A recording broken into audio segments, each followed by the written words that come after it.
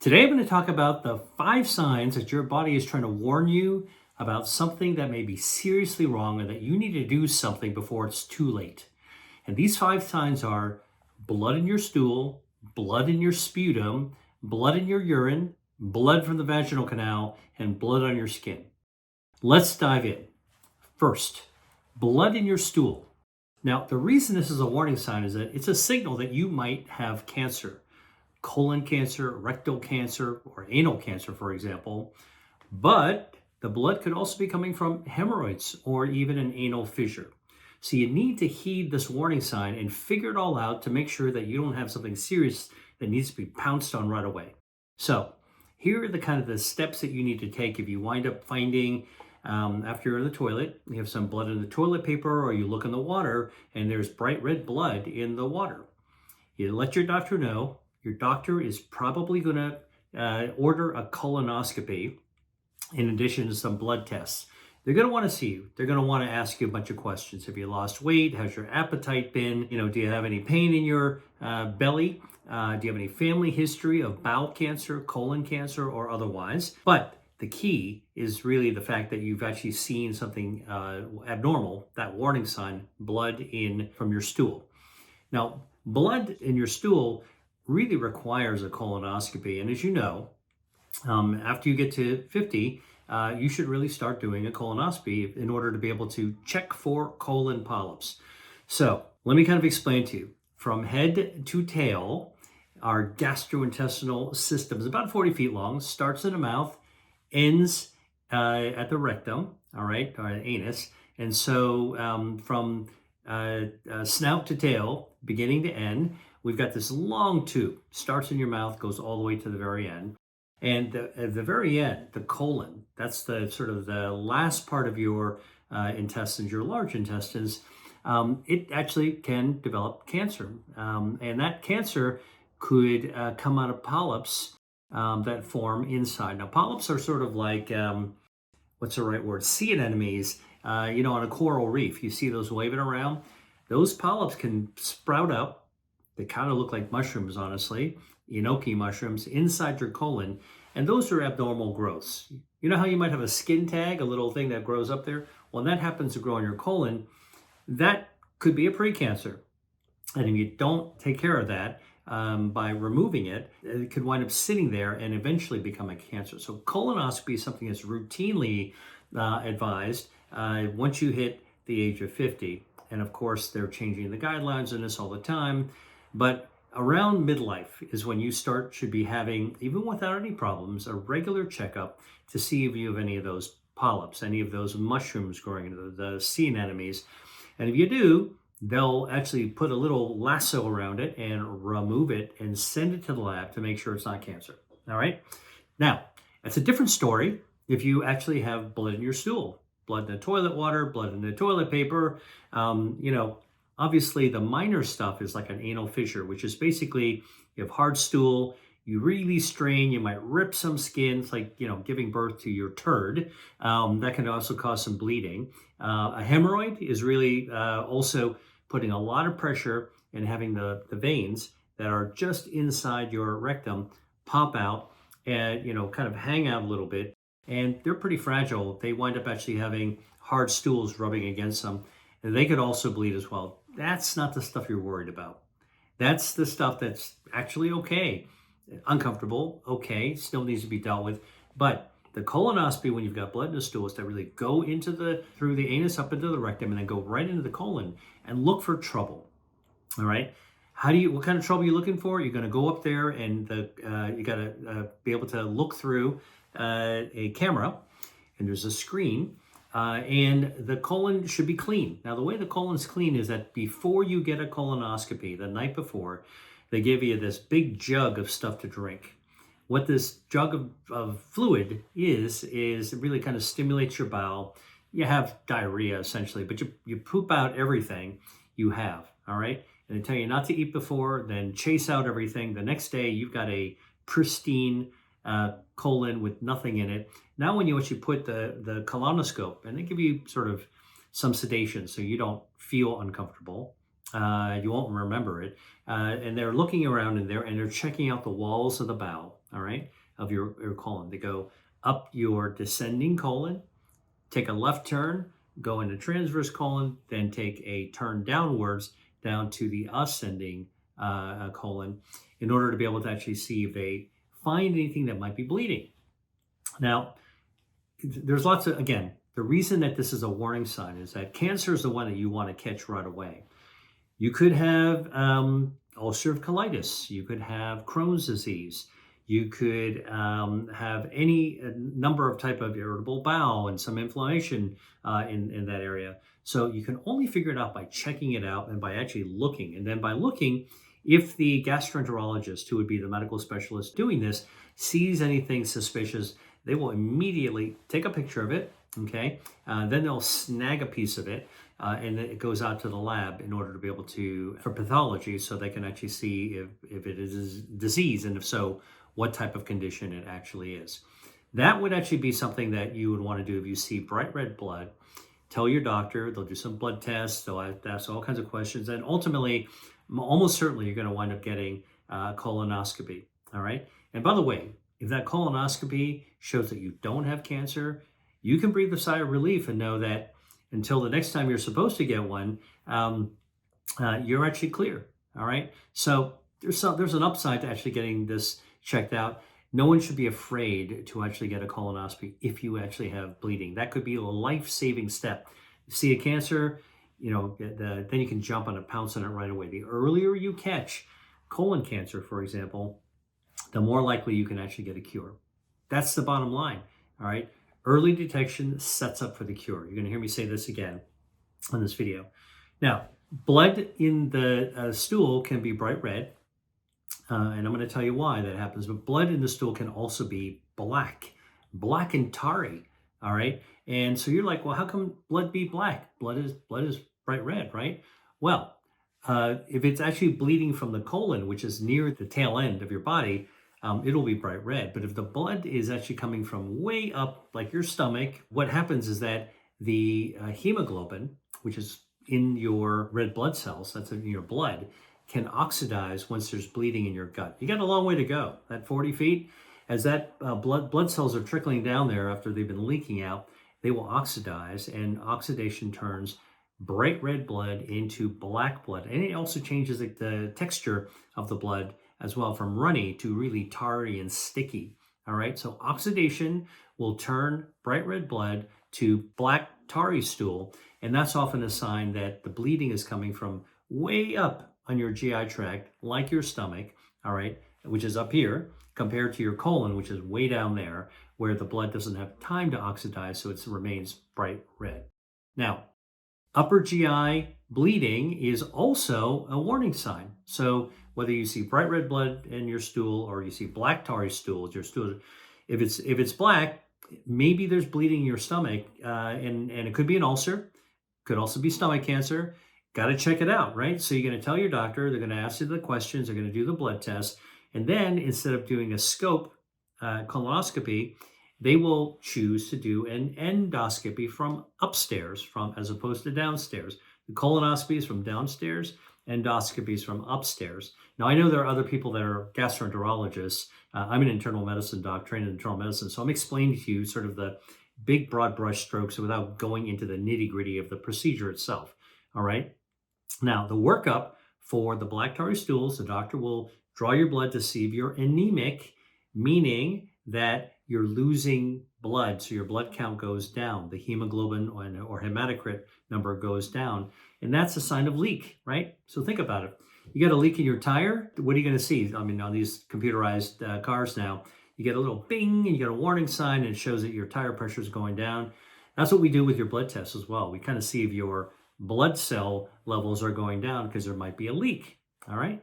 Okay, now, upper GI bleeding is important because you want to actually take a look at it to see what's causing it. If it's an ulcer, you can actually do something to start fixing it there, and you can actually treat it. So the gastroenterologist will also give you some sedation and take a scope with a camera on it and go through your mouth, down into your stomach, and look around. Look to the left, look to the right, and check out, see if they can see any site of bleeding.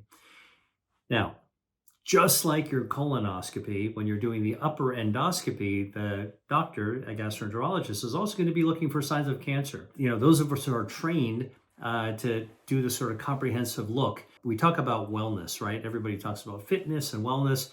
Listen, if you come to the attention of your doctor, and here we are on this video talking about warning signs, you're going to encounter your doctor. I'm telling you, I'm sharing with you what the doctor is actually going to be thinking and looking for problems in your stomach. What are you looking for in terms of a tumor in your stomach? Well, look, tumors can bleed. And I told you that they can bleed in the colon, they can bleed in the stomach. I want to give you a little kind of overview. You may not know this, but tumors are forming in our body all the time. We are made of 40 trillion cells. They're dividing, meaning they're multiplying and replicating themselves, copy pasting themselves all the time. And if they make a mistake, there's in dividing, copying their DNA, that's going to be a mutation. And if there's a mutation, that's the beginning of cancer. But we actually make mistakes in our DNA in copying and pasting ourselves every day. In fact, it's been studied on average, our DNA, our body makes 10,000 mistakes every single day. There's some error, in terms of duplicating the DNA. And whether it's in your stomach or whether it's in your colon, if you keep on making those mistakes, you're going to wind up having a microscopic tumor. Could be a microscopic cancer if it's a mutation. Now, we're forming these all the time, like pimples on our back. Can't see it. It's invisible. Not going to be a problem, most likely. All right. And cancers are harmless at that microscopic level. They call them dormant because they don't have a blood supply. They can't grow. A tumor is just like anything else that's living. It needs to have oxygen and it needs to have nutrition in order to be able to expand. That makes sense, right? So if you think about the smallest possible tumor, I can tell you what the size is. It's about 2 to 3 millimeters in diameter. That's about the size of the tip of a ballpoint pen. Really tiny, okay? Tip of a pencil or tip of a pen.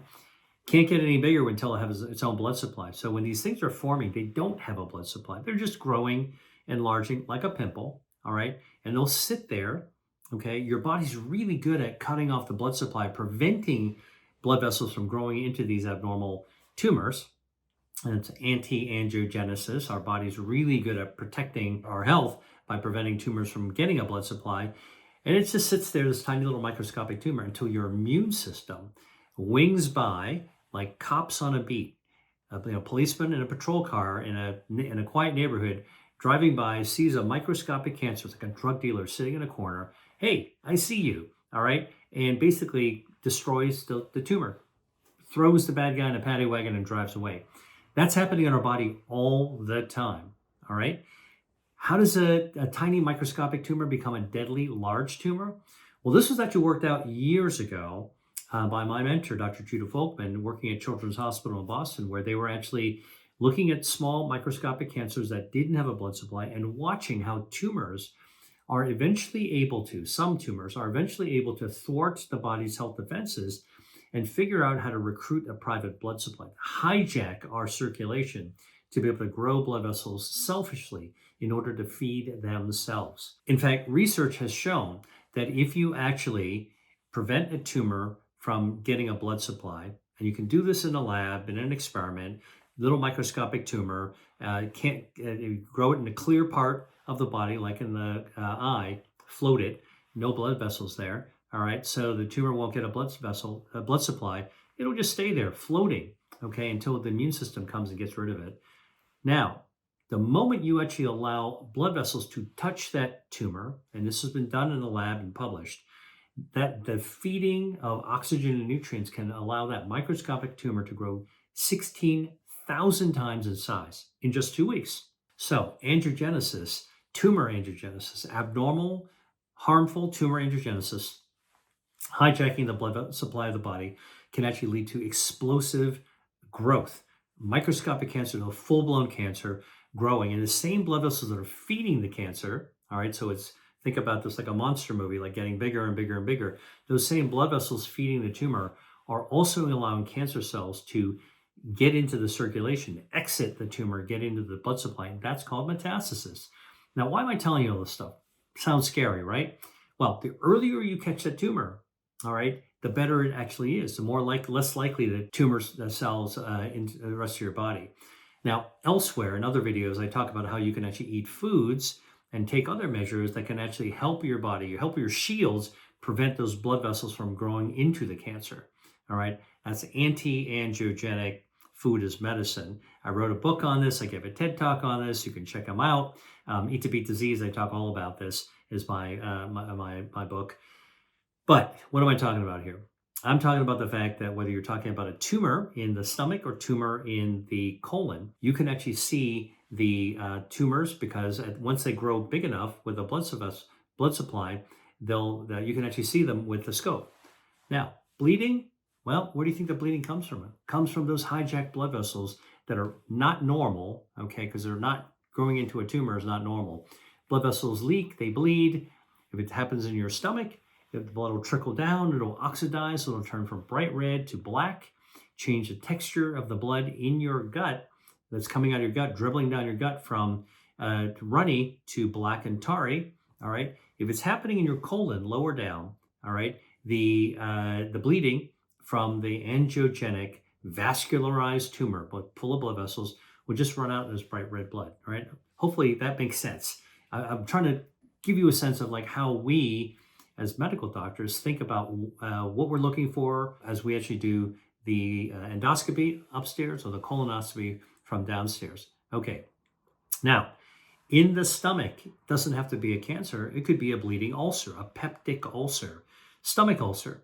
Now, the stomach is actually part of the digestive system that helps secrete acid, and that acid is sort of part one, actually part two, because chewing is your part one. Swallowing it, the stomach acid sort of is like the washing machine to start breaking down your food material, all right? The lining of the stomach is actually pretty solid. It's actually protected against acid. It's not going to dissolve itself. And so the acid is kind of like dissolving the food. All right, digesting the food. Now, for years, when people actually had bleeding ulcers, you know what we did? We called the surgeon. The surgeon came in. Sometimes they just cut out part of the stomach and that was it, right? It's a bleeding area of the stomach. It's a hole in the lining of the stomach. The acid is actually kind of melting into the tissue, digesting the tissue, burning a hole in the tissue. And then that hole is bleeding ulcer, black tarry stools, right? Coming back to the beginning. Okay, guess what? In the late 1980s, a discovery was made that led to the Nobel Prize that showed that most stomach ulcers, not all, but most, are actually caused by a bacteria, a harmful bacteria growing in the stomach. That bacteria is called Helicobacter pylori, all right, H. pylori. Now, the reason I'm telling you this is because you've heard a lot from me and other people about how the gut microbiome, healthy bacteria in the gut, can protect you against disease. Here's an example of a harmful bacteria that when it overgrows, all right, this is the drug dealer that moves into the safe suburban neighborhood and overgrows, and it causes a big problem, all right? The normal suburban house becomes a crack house, all right? And this bad bacteria causes all kinds of problems, eats a hole in the stomach wall, and which starts to bleed. So now we'll call the surgeon if we need to, but we also now know because this is a bacteria, a bad bacteria, not the good bacteria, this is dysbiosis. Helicobacter pylori, H. pylori, the bacteria that causes stomach ulcers, is an example of dysbiosis, a disturbance in the healthy microbiome of our gut, where this overgrowth of this harmful bacteria eats a hole in your stomach, and then acid comes in, makes it really hard to heal. And the overgrowth of the bacteria really prevents the healing from happening. Eventually, it's going to eat into a blood vessel. You're going to have bleeding. So rather than cut the stomach out, sometimes we still have to, but rather than cut the stomach out, you know what we do in medicine? We treat the harmful bacteria to restore that normal balance, all right? We actually use antibiotics. This is an example where giving antibiotics to kill a bad bacteria can be life-saving and stomach-saving, all right? So we call this triple therapy. We give something that lowers acid because the acid makes it hard for the stomach to heal. Omeprazole would be one of them. Then we give an antibiotic. Amoxicillin would be another one. And then we give another antibiotic, clarithromycin. So it's a combination. We call it a triple therapy because it's three medicines. Omeprazole or proton pump blocker, an antibiotic like amoxicillin, an antibiotic like clarithromycin. a triple. Take it for a week. That's usually enough to actually kill off the bad bacteria. And then the normal bacteria kind of reverts itself. Then you recheck in about a month to see if you actually healed up the ulcer. All right. Retest for the bacteria. If there isn't anything there, you're done. All right. This is quite an amazing change because when I was in medical school, we were still relying on the surgery, and an ulcer really could be a disabling problem if you had to remove part of the stomach. Now we give antibiotics. And I know a lot of people talk about overuse of antibiotics and antibiotics aren't good. This is the case, trust me, where antibiotic therapy can be life and stomach saving. And you want to have your stomach if you want to be able to enjoy your food. Believe me, if you had a partial gastrectomy, which is removing part of your stomach, eating isn't going to be as fun for you anymore. Trust me. Okay.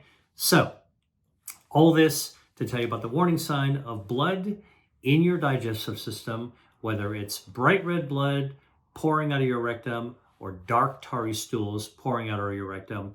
Bright reds coming from the lower gut, then your colon, black tarry coming from the upper gut. Tell your doctor. They will take it from there by doing some tests, including colonoscopy and endoscopy. Warning sign, you have got to act on that. This is no kidding around.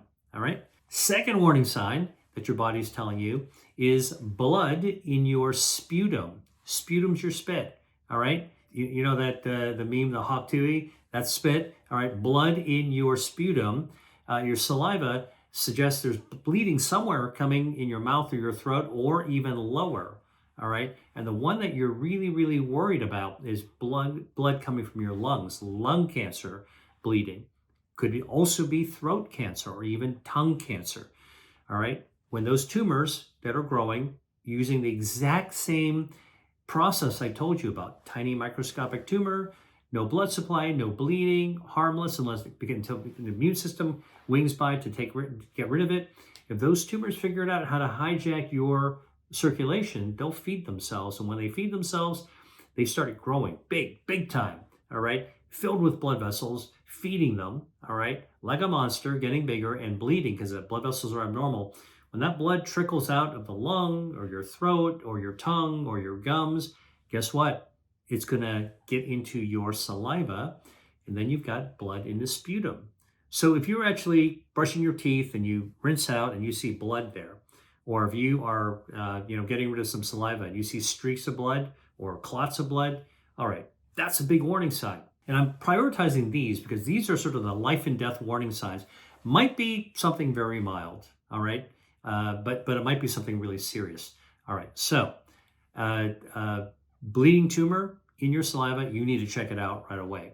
All right, same deal if there's a tumor in your mouth or your throat or your gums. Now, here's the interesting thing. Throat and oral cancers, cancer in your mouth or your gums or your tongue even, are actually becoming more and more common. All right, you've heard of people who actually have oral cancers, famous people, movie stars, for example, have dealt with this. And oftentimes it's caused by HPV, human papillomavirus, HPV. Does that sound familiar to you? Well, if you have a kid in this day and age, their pediatrician is probably going to actually suggest to give an HPV vaccine once they're old enough. HPV vaccine, along with the chickenpox and the measles and the polio vaccine, HPV vaccine actually was designed to prevent cervical cancer because HPV is a common sexually transmitted disease that used to be super common in women, and it's pretty asymptomatic, meaning it doesn't cause a lot of symptoms or problems. Not painful, doesn't cause burning and discharge in the same way that other STDs, sexually transmitted diseases, were. But over time, this virus, human papillomavirus, kind of like simmering in the cervix, causing cell mutations, will eventually turn into abnormal cervical cells of the cervix. Eventually, this could actually turn into dysplasia, which is cells that don't look too normal, all the way to neoplasia, which is then basically on its way to becoming cervical cancer. Now, same deal, cervical cancer, harmless until it gets a blood supply, then it'll start to bleed. All right, but we'll talk about that in a little bit. But HPV actually is becoming more common in the mouth because of oral sex, sexual revolution from the 60s to 70s and 80s, and now we're actually starting to see men and women having more HPV-related throat cancers that are causing blood in the sputum. All right. Now, if you actually have that, need to tell your doctor. Your doctor will then help you figure out, do you need to see an ear, nose, and throat specialist, all right, a head and neck specialist, or somebody that you can actually go down there, pulmonologist, to take a look down in your lung. Before going down to take a look, they do a chest x-ray, they might do a scan, want to really kind of try to figure things out. You can treat oral cancers, and you can treat lung cancers. It's the same general approach, but if you don't find it, if you don't detect it, if you don't pounce on it, it'll sit there until it gets worse and worse and worse, and then it becomes much harder to treat, and in fact could be so advanced at some point, so aggressive, that you're not going to get saved. So this is why it's a warning sign. Blood in your sputum is a warning sign. What are the treatments? Well, look, I'm just going to tell you: surgery, chemotherapy, radiation, targeted therapy. But the latest kid on the block that is really a breakthrough is cancer immunotherapy. And immunotherapy in some ways is the most natural way to treat cancer you can imagine. And yes, it is developed by the biopharmaceutical industry. You know what it does? It wakes up your own immune system, and your own immune system will do, even with advanced cancers, what I told you it naturally does for tiny little microscopic cancers. Once your immune system is woken up, we now know that there are treatments that can actually cause your own immune system to scrub out the tumor. All right, this is how you would actually take advanced tumors and reverse them by just knocking them away, having your immune system chew them all up until they're all gone. Remember, cops on a beat? Now you send the entire police force out there to be able to take away the problem. It works. Not in everybody yet, but when it works, it is jaw-droppingly successful. Now, so you can treat it. Now, I will also tell you that depending on where the bleeding is coming from, you might go to the dentist, all right? Because the dentist, and maybe it'll start at the dentist can pick up bleeding gums and can even pick up tumors growing in your gingiva, your gums, that look abnormal, all right? So the dentist, your regular doctor, a head and neck person, maxillofacial surgeon, pulmonologist, it depends on what the problem winds up being, but the warning sign is a tip-off that you're going to need some type of help. Now, if it's actually gum disease, gum inflammation, gingivitis, there's an upside to actually treating that because, number one, you can treat gingivitis, inflammation, infection of your gum tissue. Think about it. Your gum gets a lot of wear and tear. It's like rubbing against all the food that you're eating your entire life. It's amazing that it actually repairs itself so much. And your dentist will actually tell you brushing and flossing and good oral care lowers the risk of gingivitis. But the upside to actually getting on top of gingivitis is that it turns out gum inflammation, gingivitis, is associated with a higher risk of developing Alzheimer's disease and other forms of dementia as well. Taking care of your gum is good for your brain. Now look, your gum is in your mouth. Your mouth is part of the gut. Start of the gut, all right? So gut-brain axis starts in your mouth.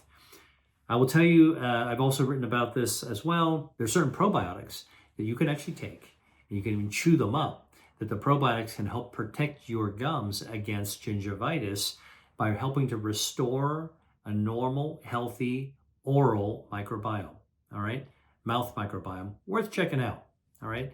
Side effect side benefit of treating your gingivitis or preventing gingivitis is possibly lowering the risk of dementia. All right, so that's the second warning sign: blood in your sputum. Next warning sign: blood in your urine.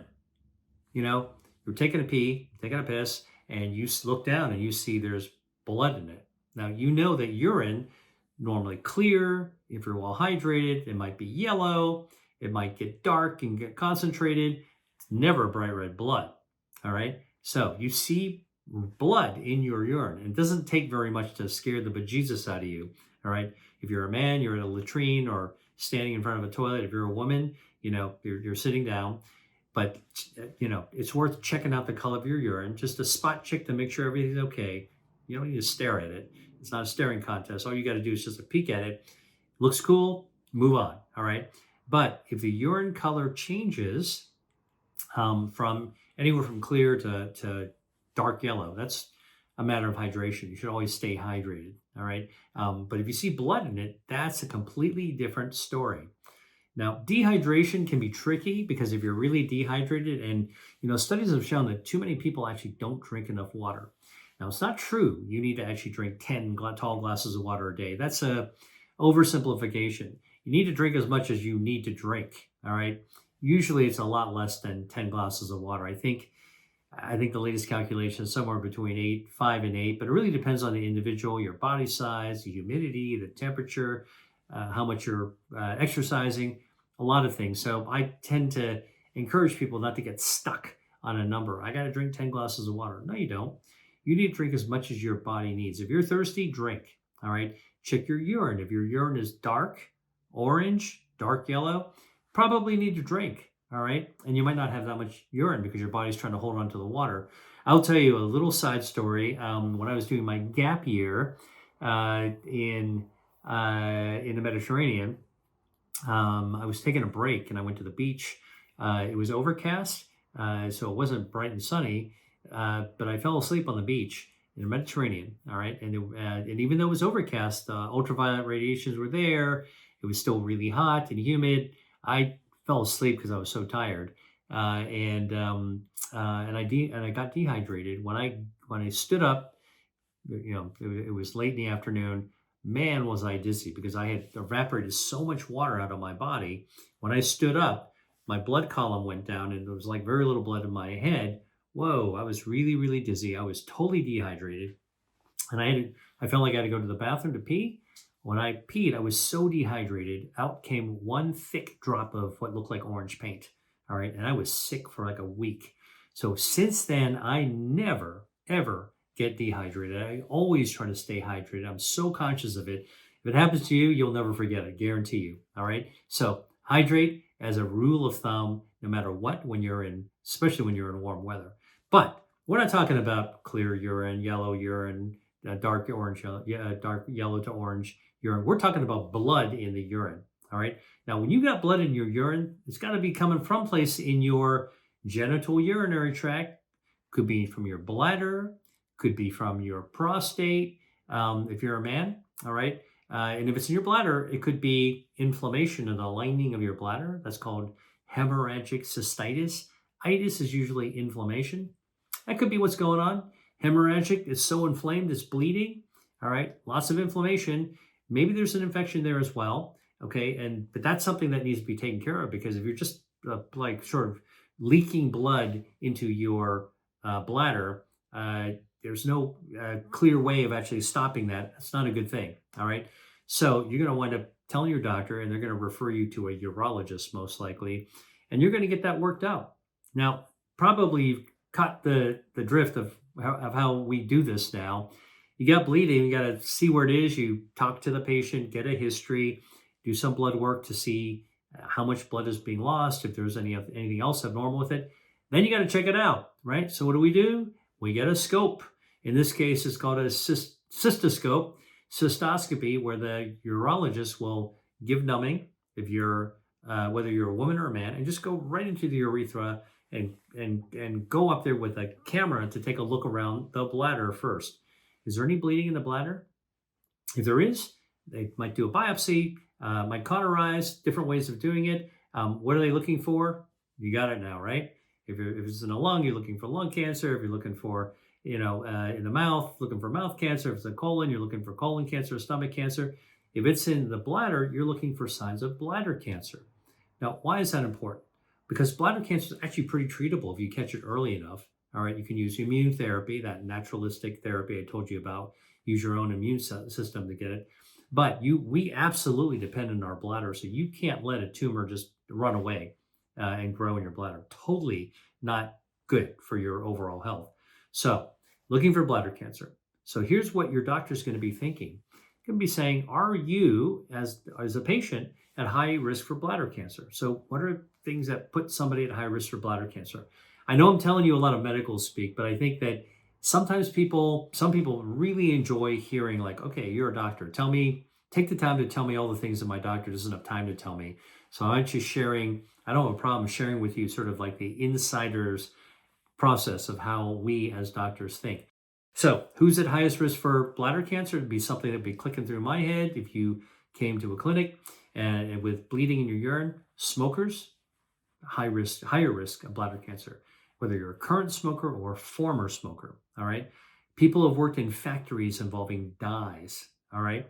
Color dyes, certain kinds of dyes. All right. So could be in a textile factory, could be in a shipyard, could be leather works, could be a rubber factory, could be a paint industry. All right. All these places you're dealing with color dyes, different types of pigments, colorful pigments. They turn out to be, for some reason, even though obviously you're not drinking this stuff, it's still somehow triggers tumorigenesis. That's the growth of a tumor, cancer formation, higher risk in your bladder. All right. So those are all the risk factors. Being male and being older is another risk factor for bladder cancer. So blood in your urine, a warning sign, and just like every other type of cancer, earlier you detect it, the more likely you can be set up for a cure. All right. Don't pass that chance up. That's a warning sign you got to listen to.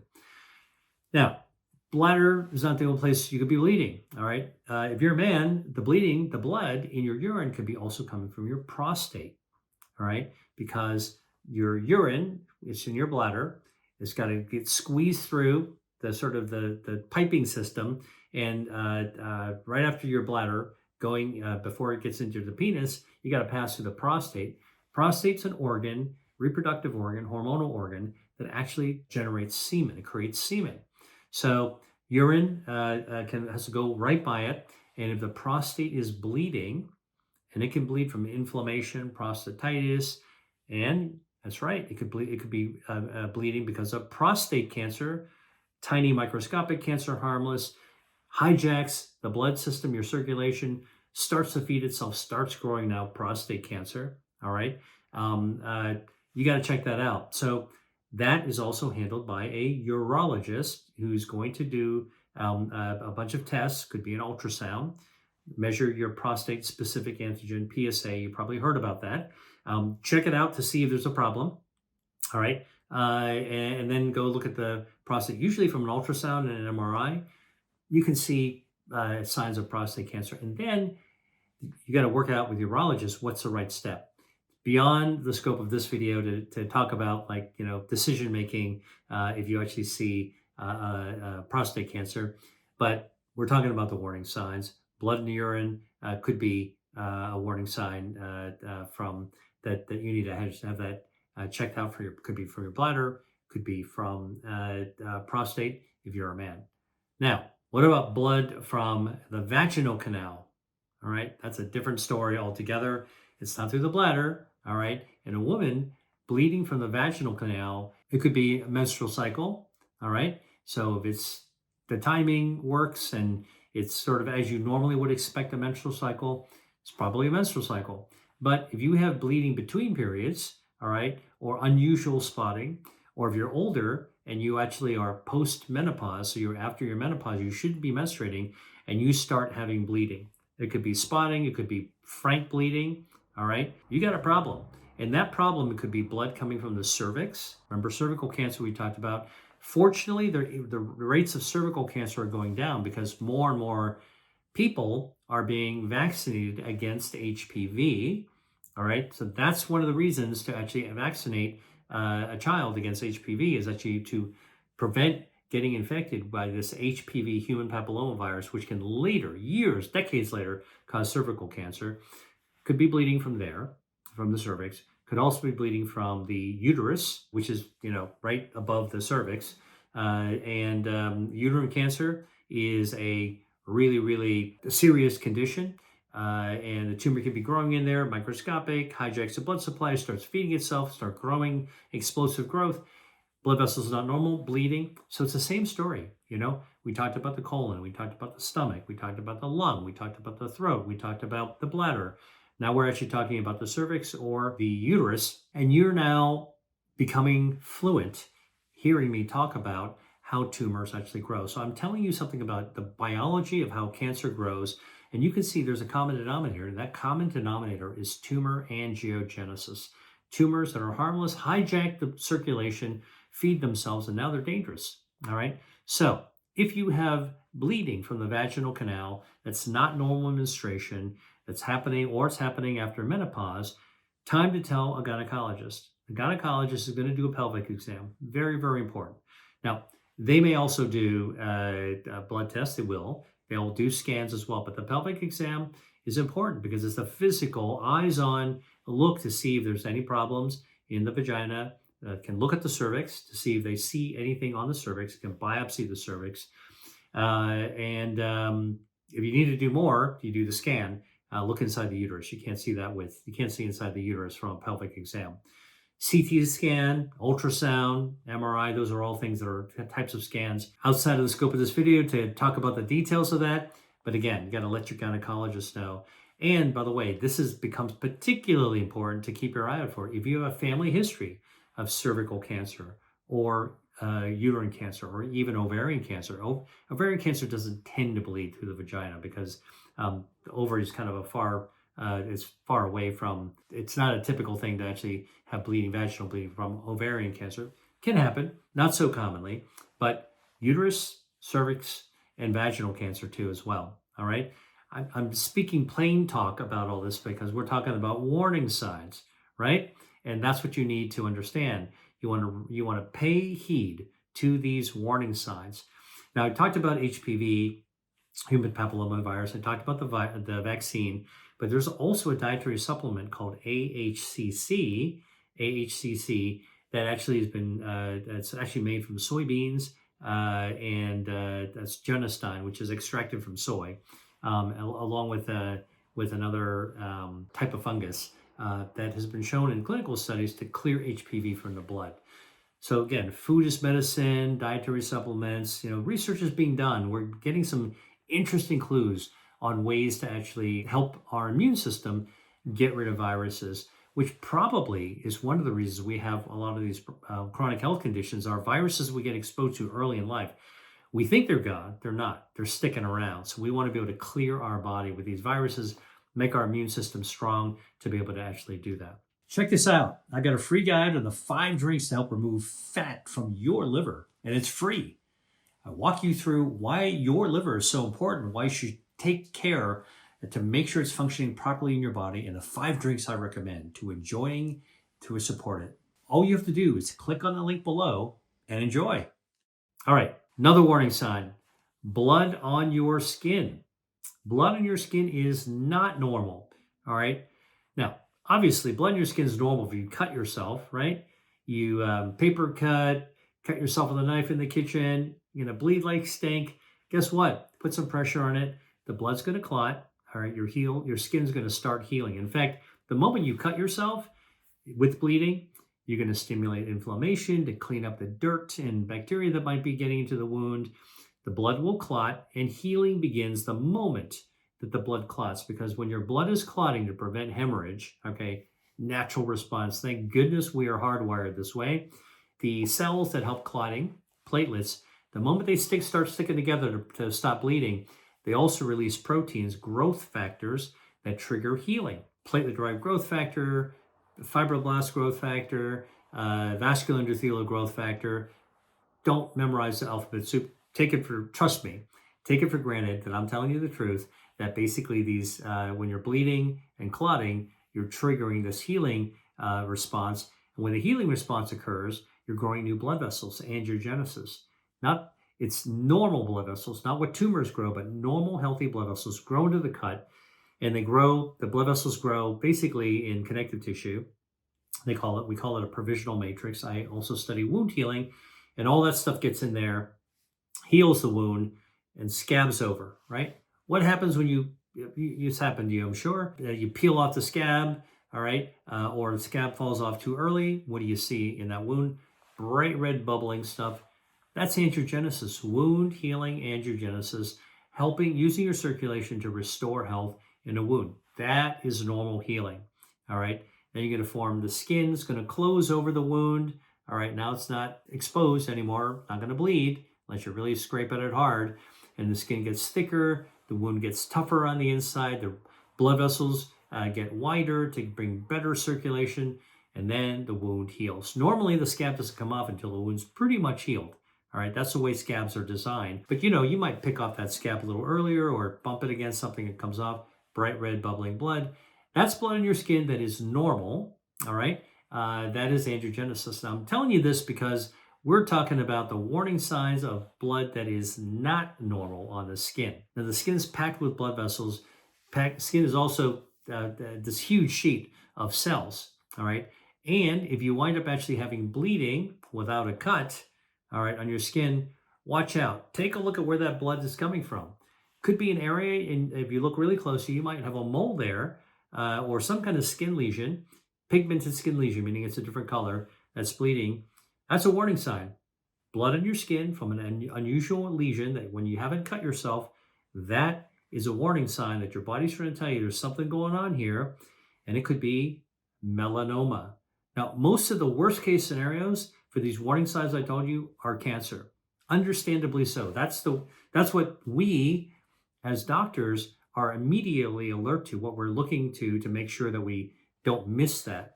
But you should also understand that's the reason to go. Remember, I told you the earlier you figure this out, the faster you're likely to be set up for a cure, as opposed to letting it go. I'm too embarrassed, or I don't want to deal with it, or maybe it'll go away. By the time it doesn't go away, if it's something serious, now it's a completely different deal. You're not set up for a cure anymore. Now you got to do all kinds of really complicated maneuvers in order to be able to save your life if it is a cancer.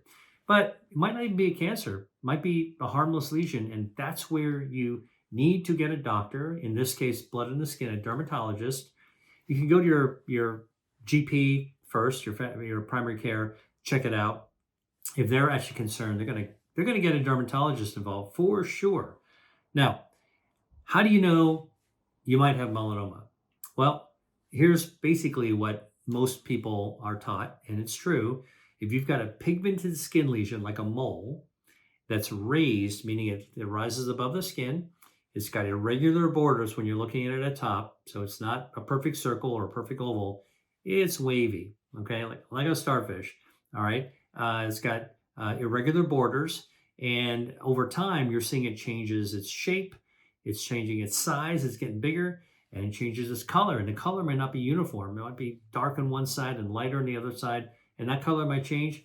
That's a warning sign, all right? That and bleeding on your skin kind of suggests that you might actually have skin cancer. Now, how did that skin cancer develop? This is actually important to know. Look, we've all associated going outside to the beach, laying out as a really pleasant activity. Probably too many of us have gotten a sunburn. You ever got a sunburn? I've certainly gotten a sunburn. Not a good thing. The reason is, when you get a sunburn, when you go out into the sun, our skin's getting bombarded by ultraviolet radiation from the sun. All right? Radiation. All right? We're getting fried. That's how we talk about getting burned. Hey, man, I got fried. Well, that frying occurs at the DNA level, at the cellular level, at the DNA level, and that frying mutates your DNA. What did I tell you? Mutated DNA is a setup for cancer. In the skin, if it happens around melanocytes, that's the kind of cell that actually gives a pigment, color to the skin, guess what? Melanoma, mutated DNA, ultraviolet exposure, overexposure to ultraviolet radiation, getting sunburned, all right? Over and over and over again, or going to a tanning booth like people used to go all the time, continuously look good. The sun's not out, not the right season for it. I just go to a tanning salon and get bronzed. That is ultraviolet radiation. Now you're pressed like a sandwich, like into a sandwich press, like getting bombarded. Your skin is like being nuked. All right, that causes mutations in your skin's DNA. Tumors, cancer cells can start to form. They will stay small, okay, just like the other cancers I told you about, until they figure out how to hijack blood supply. Then blood vessels feed them. Now the tumor starts to grow, tumor angiogenesis, feeding the growth of it. And those blood vessels are abnormal. They leak, they bleed. Now you got blood, unusual blood in the skin. You get the drift on this now, right?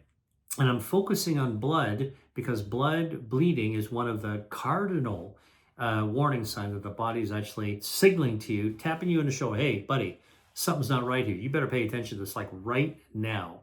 All right. Blood vessels in a melanoma under the skin or in the skin leads to bleeding. It's a warning sign. got to tell your doctor. They're going to send you to a dermatologist. Dermatologist will take a look and do an entire whole body skin exam. All right. Now, why do we do that? It's because if you think about it, just if you have a melanoma, okay, a skin cancer on your hand, for example, hey, the sun exposed the whole body. Any exposed part of the skin was exposed by the same ultraviolet radiation. Maybe the rest of the body didn't form a tumor like the one that you have here, but maybe it did and you can't see it. Might be in your back, might be on your butt cheek, might be somewhere else in your body that you're not looking. So a dermatologist can do a thorough whole body skin exam to look for anything. They take pictures of it, they map it out, they show you what's clear, and that's super, super helpful. All right. If they see something, they'll probably biopsy it. They just cut it up, punch it out, send it to the lab. The lab will tell them and then you whether or not it's cancerous or not. If it's not cancerous, whew, all right, dodge the bullet on that one. If it is, got to really do something about it. Now, here's the key thing. And I'm giving you some kind of insider speak on melanoma that you find. Has to do with how much the tumor has invaded your skin. So here's an old number. If the tumor, the melanoma, is thinner, not as deep, under 0.75 millimeters under the skin, so it's just still superficial, not too deep, no deep invasion, more curable, you can actually use surgery to remove it. If it's deeper than 0.75 millimeters, now you're getting into the blood system, getting closer to the blood supply in your arm and or wherever the skin happens to be. It's a much more dangerous melanoma. Now you might actually need to have surgery to be able to actually remove that melanoma. That's important. Deeper melanoma means more likely to have spread. Now you got to do a whole body workup and scan to see if there's any sign. If it's deeper, you'll actually see how deep it is. But if deep invasion under your skin suggests that the tumor might have spread, and now you need a surgeon involved, you need to do a whole body scan to work up to see where that melanoma actually is. The good news for melanoma is that, first of all, it's preventable. So wear sunscreen, protect your skin when you go out into the sun. And by the way, when you go out to the skin, your whole body is being damaged. Any exposed portion is being damaged. That's called field cancerization. Field cancerization means that any part that's exposed, the entire body is getting the same exposure, the same dose of the ultraviolet radiation. So you might have a tumor that's going on your top of your hand. Guess what? Your face was exposed to that same thing. So that's why dermatologists got to look everywhere. All right. You probably have other damaged areas that may not have popped up yet, or they may have popped up, needs to be actually monitored closely. So back to the bleeding of the skin, tell the dermatologist, they'll take a look at it. If necessary, they'll biopsy it. If they biopsy it, send to the lab will come back and tell you if it's actually a melanoma or not. All right. If it's a melanoma, they'll also tell you about how thick it is. All right. And if you need to cut out more of it to get rid of it, they'll look at the margins and how completely removed they actually gotten it. Beyond that, if you need a workup, like the melanoma spread, that's a different story. You might need a medical oncologist that specializes in melanoma. There's a lot of them, fortunately. And some of the biggest breakthroughs in cancer research and treatment, successful treatment, have come in metastatic melanoma, malignant melanoma. So in the last 10 years, we've actually wound up having at our disposal, at our fingertips, immunotherapy. Immunotherapy, again, as I mentioned to you earlier, is waking up your immune system using treatments that help your immune system spot and target and take out the cancer. It's like putting a whole bunch of snipers on a roof and say, take out the cancer when you see them. All right. So immunotherapy, very natural, very powerful. And there's a particular kind of immunotherapy that's approved for melanoma, malignant melanoma, called a checkpoint inhibitor. Let me see if I can explain a checkpoint inhibitor to you. A checkpoint inhibitor is a type of treatment that it's an infusion, it goes into your body. The medicine basically rips off the cloak that the tumor uses to hide from your immune system, like pulls it right off, takes the camouflage out, and then your immune system goes, aha, I see you, I'm going after you, all right? So melanoma has been one of the cancers that has responded very, very well to checkpoint therapy, immunotherapy. And actually, it's something that can lead to a remission, complete remission in some people. So this is something that you would need to talk to your oncologist about. And frankly, if you've got cancer, everybody who's a cancer patient should be having this conversation. What about immunotherapy? Is there some type of immunotherapy that would be actually useful in my situation, my personal situation? Melanoma, all right? Now, there are other forms of skin cancers that can bleed that are not melanoma: basal cell cancer, squamous cell cancers, all kinds of cells in your skin. They can all become malignant. Sun exposure, ultraviolet, sunburns, all that kind of stuff can cause skin cancers to actually form. Dermatologists look at it. They will actually help you decide what type of problem it is. All right, might not even be a cancer, but if it is, you definitely want a dermatologist to help you identify it, come up with a treatment, biopsy it, get a confirmed diagnosis, and then apply the treatments that would actually be appropriate for that type of cancer. Now, squamous cell cancer, the squamous cell is a kind of skin cell. Squamous cell cancer is one of the most common cancers of all cancers, actually, and basal cell cancer is another type of cell that's in the skin, basal cell. So squamous cell and basal cell cancers collectively are not melanomas, so they're called non-melanoma skin cancers. They're very common. We get exposed to the sun all the time, and they're very, very treatable. In fact, they're curable. Most people don't die of squamous or basal cell cancer. You can die from it, but it's very, very rare. Again, blood on the skin, better check it out. Is it melanoma? Is it basal cell cancer? Is it squamous cell cancer? Do you need to biopsy it? If so, how deep is it? Is the invasion? What are my options, treatment options? You get the drift, all right? And if you do have a lot of skin lesions, you probably should be going to the dermatologist once a year for a full body exam. Go to the same dermatologist because they saw you before. They'll have mapped out where these lesions are, and they'll be able to follow them year after year, all right? So remember, early detection sets up for the cure. This is also true for skin cancer as well, all right? Late detection, people are ignoring their warning signs, lets the disease get much more advanced and aggressive. Now you got a problem. Things are 10 times harder to treat then. Please heed the warning signs in your body. Make sure that you're spotting or eliminating the things that you are the scariest things that need to be pounced on early. Then you actually be in charge of your own health. It's kind of like, look, if you're walking around your car, if you rent a car, you're walking around it, you're checking for warning signs that there's dents and problems on that. You're checking out the car. That's what you're doing here. I'm giving you sort of like 5 areas of bleeding. I'm using bleeding because it's blood anywhere. Blood in your stool, blood in your sputum, blood in your urine, blood from your vaginal canal, blood from the skin. If it looks abnormal, happening abnormally, pay heed to it. That is a warning sign that your body is sending you an emergency message saying, I need help. It's dialing 911. You better pick up that call and answer it and let your doctor know. All right, we talked about some serious stuff today. Hope you learned something new that will be helpful for you. All right, and thanks very much for watching. I love, part of my mission is to get this information out there. Thanks for watching, and I will see you on the next video. Hi there. If you enjoyed watching this video, I know you'll love the next one. Stay here and check it out, and I'll see you there.